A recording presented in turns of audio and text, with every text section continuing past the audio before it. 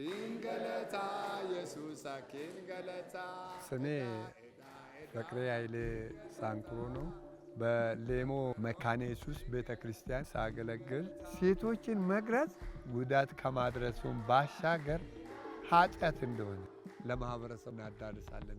በአካባቢያችን ያው ሴት ልጅ ካልተገረዘች ቀበጥ ትሆናለች ብሎ ስለማያምኑ፣ ሁለተኛም ሴት ልጅ ካልተገረዘች ትዳር ማግኘት አትችልም የሚሉት ነገር ስለነበራቸው ይህ የተሳሳተ አመለካከት ስለነበር ለሚያስተምርም ለሚናገርም በጣም አሳፋሪ ነበር።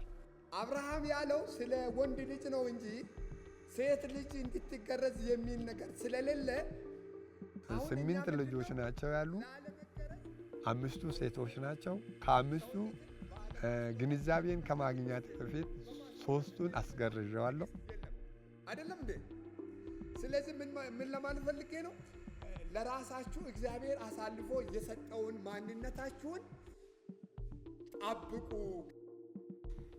ሴቶችና ሕፃናት ቢሮ ስልጠና ሲሰጡን ስለተገነዘብ 2ቱ ያልተገረዙ ልጆች አሉኝ።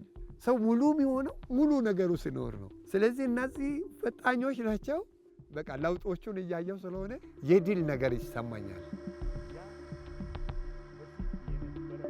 ከሀገር ሽማግሌ ጋር እና ከመንግስት ተቋማት ጋር ከጤና ባለሙያዎች ጋር ሀሳብ ለሀሳብ ተለዋውጥ ያው አሁን ብዙ ለውጥ ነው ያሉ።